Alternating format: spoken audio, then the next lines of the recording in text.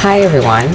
Welcome to the Lifestyle Medicine, your everyday prescription for stress, focus, and mood podcast. I'm Nurse Pryor, school nurse and host. Today, we're diving into another part of lifestyle medicine, how the choices we make every day, especially the food we eat, can shape how we feel, think, and show up in the world. And for some people, that looks like adding more plants to their plate. For others, it means choosing a vegetarian lifestyle, even at a young age. I have a special guest joining me today, one of our very own students, my son, Elijah, to share his journey of becoming vegetarian, what inspired him, and how his choice has affected his energy, mood, and mindset. I invite you to listen in and learn what living with intention looks like through his story. Hi, Elijah. Hi, Ma. How are you today? Tired, but I'm blessed. How are you? I'm great, thank you. It's good. All right, so let's just dive right in. I remember the day you made your announcement that you were going to become vegetarian. Your dad and I were actually in the kitchen cooking dinner. In fact, we were making your favorite fish at that time. Yes, I remember. And I remember it like it was yesterday because it took me by surprise. But I want you to share your story. So, at what age did you begin eating vegetarian? I was 5 years old. I remember walking into the kitchen. You and Dad were cooking, and I told you two that I want to be vegetarian. And you guys both gave me a look like, what did he just say? How does he even know what vegetarian is? And then I explained why, because I want to be healthier. And yeah, I just want to be healthier.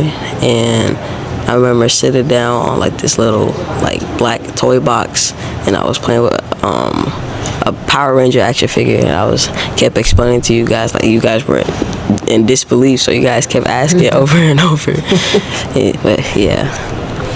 So was there, what inspired you to become a vegetarian at such a young age? Was there something or someone that you can recall that influenced your decision?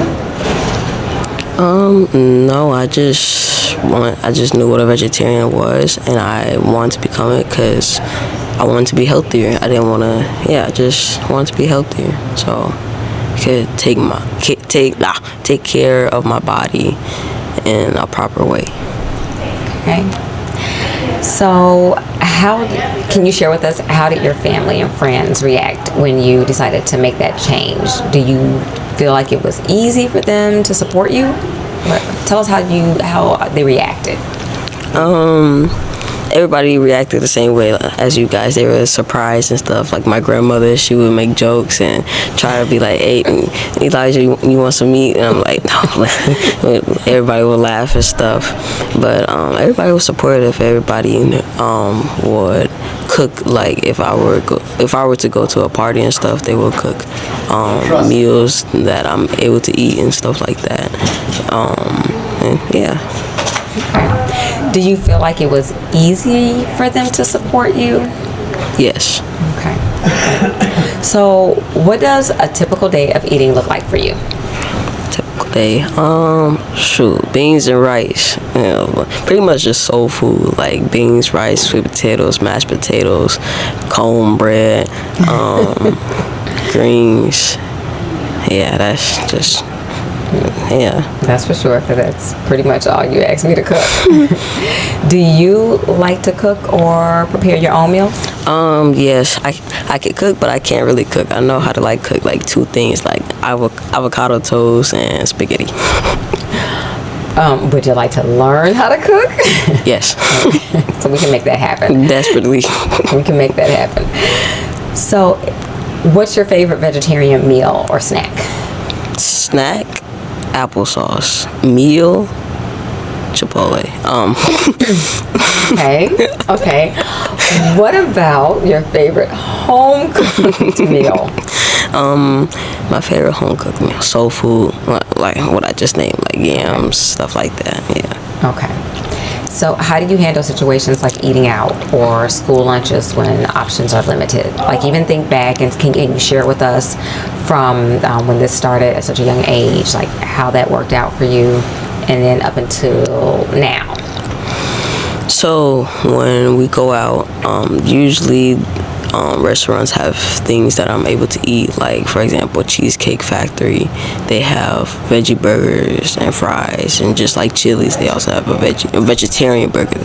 And then yeah, that's pretty much it. But then if I'm going to school to eat lunch or whatever, I'll usually, like here, I will get fries, and that's basically it. But back in elementary, I would have you would pack grapes, like fruit and stuff for me, sweet potatoes and stuff like that. Yeah, and I also recall that you usually like to order, like if we go out, or you like for me to make a lot of broccoli. You love broccoli. Yeah, still do. Yeah. So do you ever get tempted by non-vegetarian foods? And if so, how do you handle that? No, I don't get tempted. Does it smell good? Does it look good? Yes, most definitely. But I don't get tempted.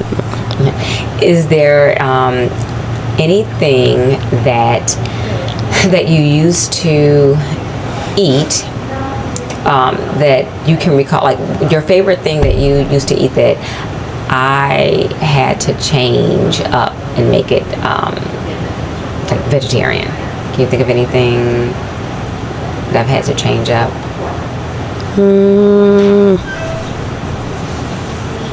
No, I can't really think of anything. So it sounds like veggie tuna. Yeah, the tuna, that's yeah. true. Mm-hmm. That's true. Yeah, that is true. Okay. And so with that, we typically use, like the garbanzo beans or chickpeas and some vegan mayo. Yeah. So yeah. Okay. Do you feel like being vegetarian affects your energy, your focus, or mood, or your activities during school? I feel like the stuff that I eat makes me feel a lot more energized and focused due to like what it comes from. Like, it really depends. Like, for example, the fries that I get here, they're healthy, but they're not the healthiest. Like, they have starch and stuff in it, and they could be better, but like, it really depends on where the food is coming from and how it's made. Yeah. I would say because potatoes are actually good for you. Yeah. I mean, it's a starch, but it's really actually a good starch, and that would be like another podcast. Yeah. But I would have to say, it's like, I don't know if I would say fries that are baked are best, and so but usually the fries that you get, like if you're out and about, they're going to be fried, which is not the healthiest. But yeah, so usually like the fries would be something that you can you have to compromise with when you're out and about. Yeah, you have to compromise on, rather. Okay. So how do you make sure you're getting enough calories and protein for energy and muscle building? Because you're pretty much, you're an all year round athlete. And also to make sure that you're able to thrive in school and in other activities, how do you make sure that your calorie and protein needs are being fulfilled? Avocados, lots and lots of avocados and beans. Yep. That will definitely give you the calories, and it's good. Avocados is good fat and good protein. Mm-hmm. Yeah, good. Yeah, it's good. And the beans give you the protein that you need. Fiber. Fiber. And then also, I remember you also, a lot of people don't realize that there's protein in greens, and you love to eat broccoli. You don't eat salad as much, but you used to love to eat salad like every day.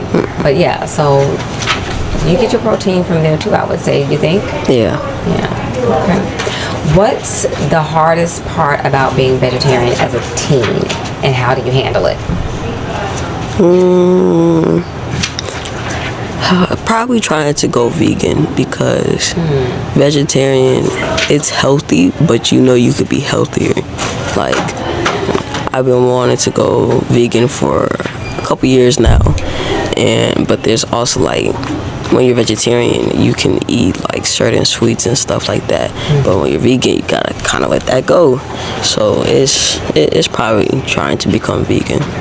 So, okay, all right. So you would say it gives you, being vegetarian, gives you more of a desire to become vegan, meaning that's no, just for those who aren't aware, that means you're not eating any animal product. And so that's challenging for you, that desire to go vegan, but it's just challenging for you to get to that point. Is that what you're saying? Yes. Okay, yeah. So how do you stay confident in your choices, especially if others don't understand them? Because I know my worth. Yeah, I know my worth. I know that I need to do what's better for me, what's good for me. Okay, yeah. So let me ask you something. If another student wanted to try eating vegetarian, what's one piece of advice or encouragement you'd give them? Take it step by step, baby steps.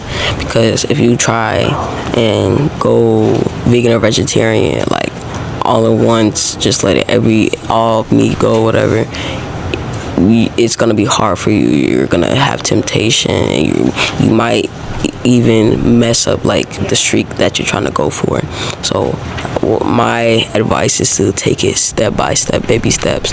Like, for example, eat mostly vegetarian, but you have, like, for example, your favorite piece of meat in your meal, and then eventually you keep taking away your favorite piece of meat bit by bit by bit every single day. Okay. You know, it's so interesting to hear you say that, because the reality is you went vegetarian overnight. Like that night that you came into the kitchen, you said, I'm going vegetarian. You did not eat the meat that was on the table that night, and you have not looked back since. And you are now 16 years old. About to be 17. About to be 17. So it's interesting that you say that, because even though you went what they call cold turkey, or whatever, you just did it overnight, you are meeting other people where they're at, and I think that's great. That's great. Thank you. You're welcome. So what's one thing you've learned about yourself through this journey?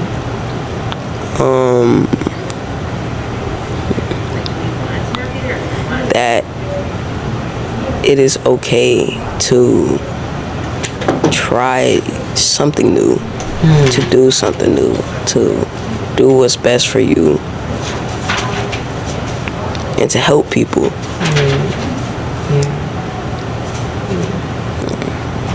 Thank you for sharing that. Thank you for sharing that. Of course.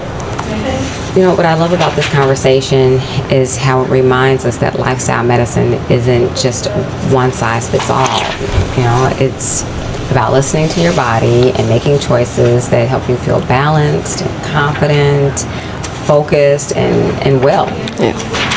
And whether that means eating more plants, moving your body, or just slowing down to breathe, each small step, like you said, step by step, bit by bit, all of those steps add up. Elijah, is there anything you'd like to add to the conversation before we close out? God bless. Thank you for that. So to everyone listening today, I invite you to take a moment to notice how your food makes you feel in your energy, your mood, or your focus. That awareness is where healthy changes begin. And if no one's told you this today, you are strong and you are loved. You are designed for greatness, healing, and purpose. Thank you for listening, and thank you to our guests for sharing such an inspiring story. Of course, of course. Until next time we meet to learn and grow together, take great care of yourselves, because you were made to thrive.